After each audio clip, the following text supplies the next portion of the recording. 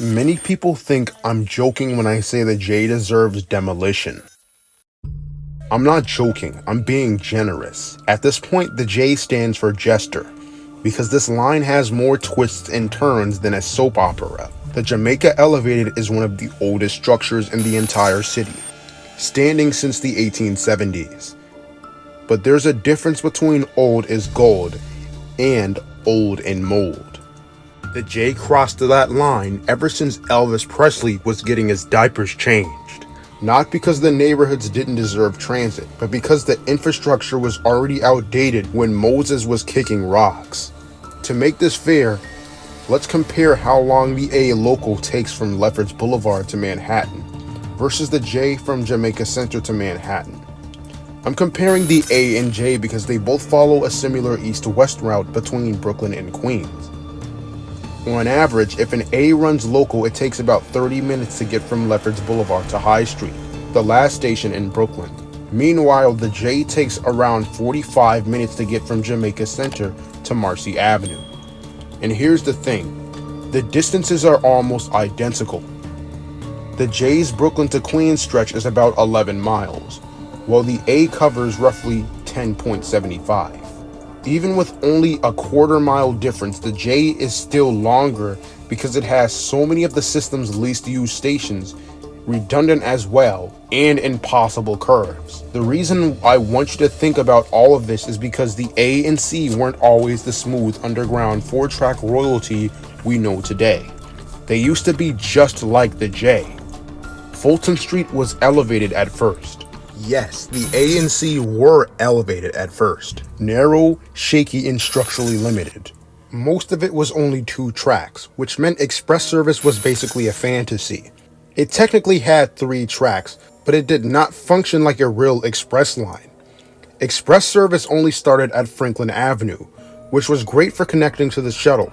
But after that, the middle track basically turned into a super express that blasted straight to East New York without stopping.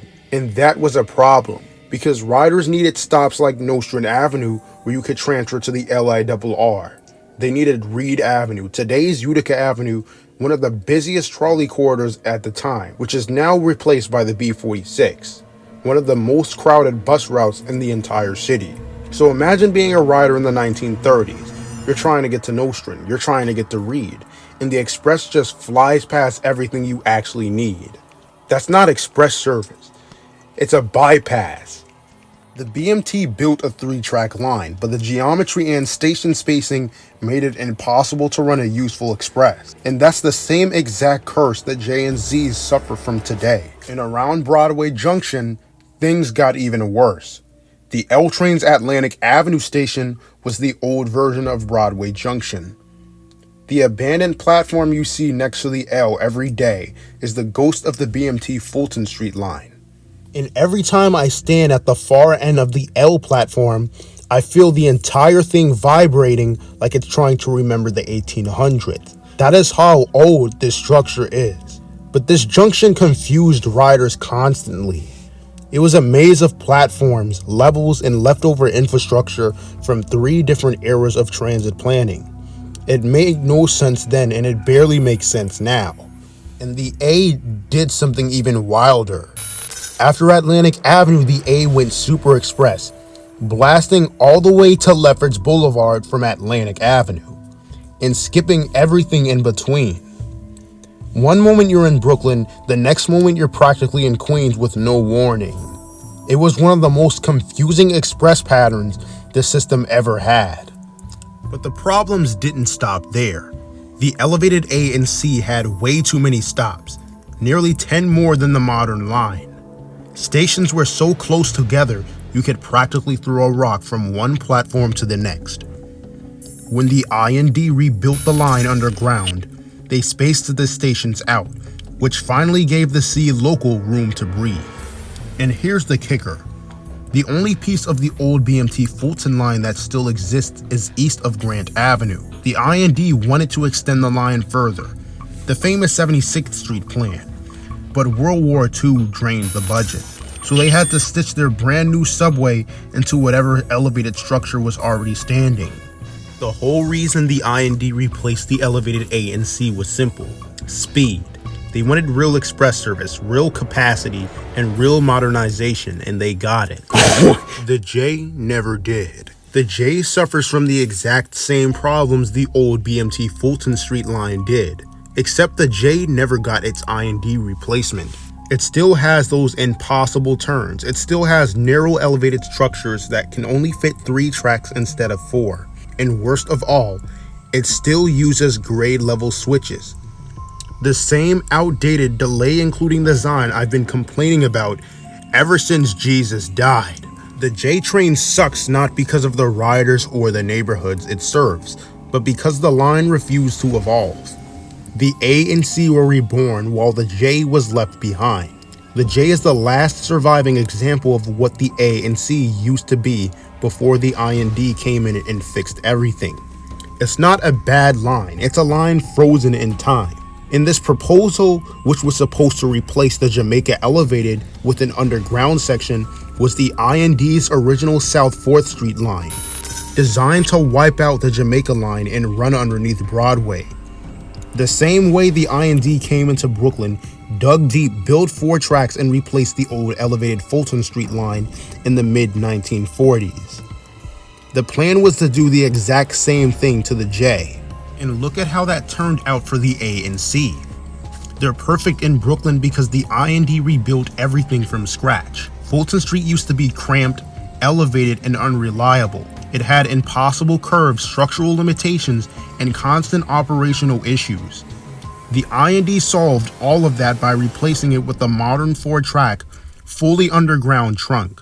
And an honorable mention, between Crescent Street and Chestnut Street, the original A and C trains had an impossible turn, a curve so disrespectful it felt like the tracks were trying to fold the train in half. And here's the part that should make every J rider nervous.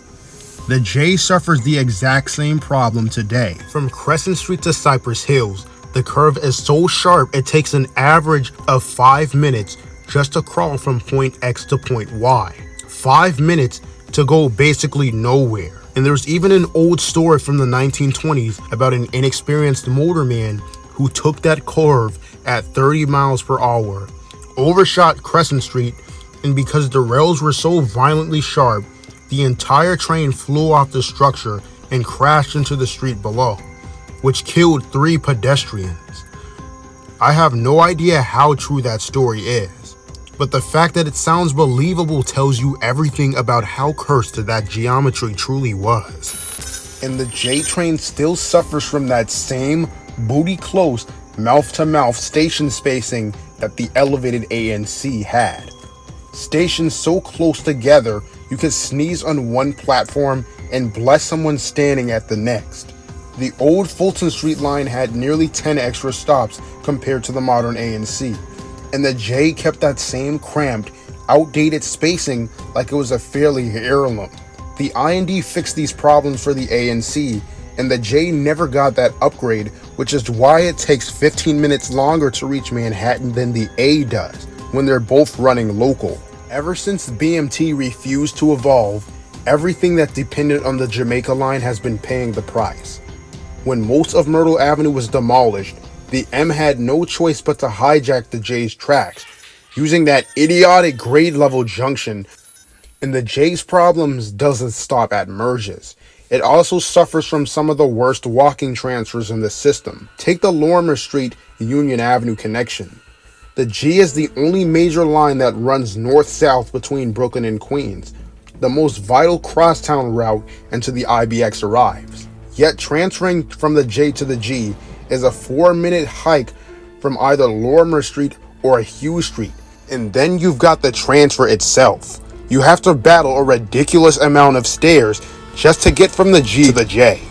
It's a hike so brutal, it would make anyone who's not in shape pass out halfway on the journey. But if the I&D J had been built, the one from the South 4th Street plan, it would have connected directly to the G at Broadway. The same station with no walking tour of Williamsburg required. And then there's the Williamsburg Bridge. The J refused to evolve there as well.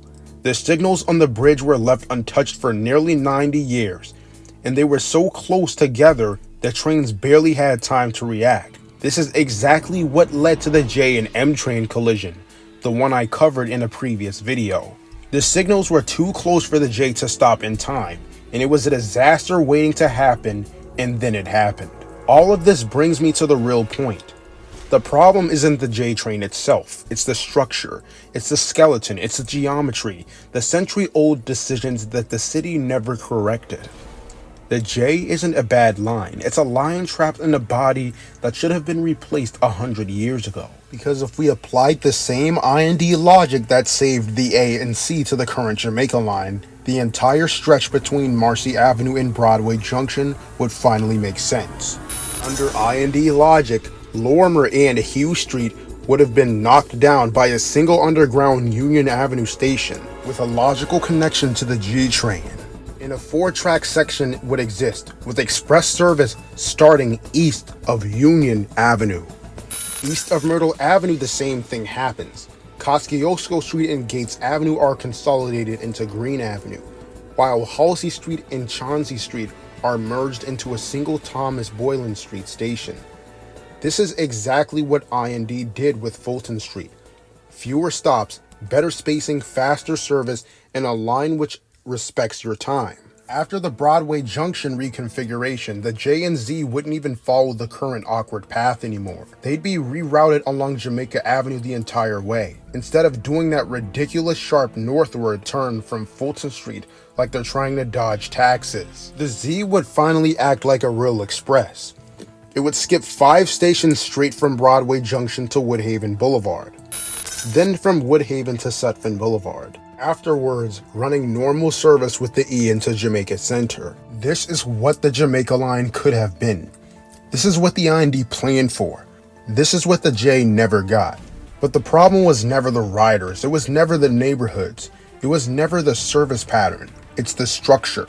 A structure that refused to evolve.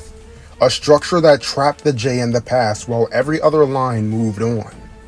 The second problem is the M train. And despite my take on it, some of you were reacting like I was dissing Beyonce instead of the M. And trust me, who would ever be stupid enough to diss her? Never mind. The M needs to be refigured. Complete. Because right now it's trapped in the same outdated geometry the J has been suffering from for a century. The M would finally run via Myrtle Avenue again, and then head south toward Red Hook, giving Brooklyn a connection it should have had decades ago. And that's just the first branch. The second branch would reconnect the M to the BMT 4th Avenue line. The M would not use the J line to reach the R. It would continue via Myrtle Avenue and break off via J Street, connecting to the R. But if you're wondering what other local service can serve 6th Avenue, the V is the solution. This time the V train would have a new purpose.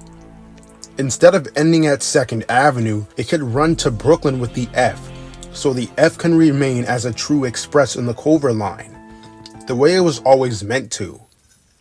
And on Queens Boulevard, the V would take over the role the M currently plays in the Queens League proposal. This would avoid confusion with the M train, because the M train is going to have 2 stations called Metropolitan Avenue. But you may ask, what other 6th Avenue line is going to run on this new Broadway branch? The D train. The D gets rerouted off the BMT stretch entirely, and with major upgrades, the kind I explained in my South 4th Street video, the J and Z would connect to 2nd Avenue and eventually split off in the Bronx. Meanwhile, the D branches off toward a brand new Utica Avenue line. From there, once Utica hits Flatbush Avenue, the D swings southwest through Garrison Beach, and then down toward Kingsborough Community College, and continue west toward Brighton Beach. An upper-level terminal would be built there for the D, and this is where the U Express would end its run. After that, on rush hours, the D merges with the Q's tracks and heads to Coney Island, just like the normal D does today. And the West End line gets handed back to the Brown M, restoring the classic pattern the older M used to run all the way to Coney Island. This is based off my video on South 4th Street, which is a link I'll drop in the description. If the D ran local through Brooklyn, it would naturally pick up the riders who need 6th Avenue service. And once it reaches Manhattan, that's where it would switch to express, using the part of the route where express service matters. Many Brooklyn M train riders already transfer to the B or D because they want that faster 6th Avenue run. Letting the D handle the local stops in Brooklyn and then going express in Manhattan would save real minutes and give riders a cleaner, more logical service pattern. This is the subway we could have had, the subway we needed, and yet people love to say Mayor Hyland was morally wrong for destroying the elevated BMT lines. But the uncomfortable truth is most of these BMT lines were never made to evolve. Almost none of them were wide enough for 4 tracks, unless if you had Utica Avenue-sized streets or dedicated rights of way like the Brighton or Sea Beach lines. 4-track service was never going to happen. And on a 3-track line, the fast option only exists in one direction, something you would still have if the A and C were still elevated. One side gets the express, the other side gets vibes. So think about this critically.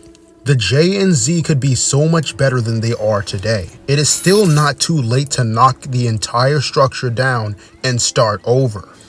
If a serious proposal started right now, the entire rebuild could be finished somewhere between 2030 or 2035. To understand how serious this plan really was, you have to look at South 4th Street, because the station shell wasn't a rumor, it was built. Right now, underneath Union Avenue, there is a massive unfinished station. 3 island platforms, 6 tracks, a full express and local hub carved into the earth like a ghost of the subway we were supposed to have.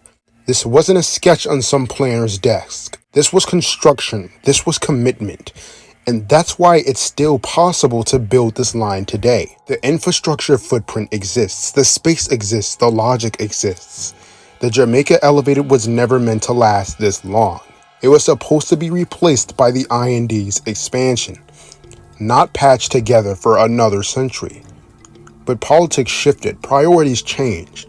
The city poured its energy into projects like 2nd Avenue, then the IBX, and eventually Utica Avenue. And once World War II happened, the entire South 4th Street vision just disappeared. The funding vanished, the momentum died, and the most ambitious subway hub Brooklyn ever almost had was sealed away underground. South 4th Street wasn't a dream, it was a plan the city walked away from. And that's what I meant by demolishing the J train. Not to demolish the essence of it, but to demolish the shell it's trapped inside of. But when many of you hear that phrase, you misinterpret it with a truly questionable level of comprehension. Take what I said, twist it into something I never meant, and label me as a rage baiter to people who have never even watched my content, and then build an entire straw man cult around that misunderstanding. But instead of looking at the real issue, some of you fail to realize the actual rage bait is your refusal to see this from a different angle, your refusal to evolve, your refusal to be reborn, the same refusal that keeps the J trapped in a century-old shell, begging for an upgrade it never gets. In a sense, this video is a part 2 to my South 4th Street plan, a video which never gained much traction, but this time the meaning hits differently. This video shows what South 4th Street could have been and what the J was supposed to evolve into if the city hadn't abandoned the vision.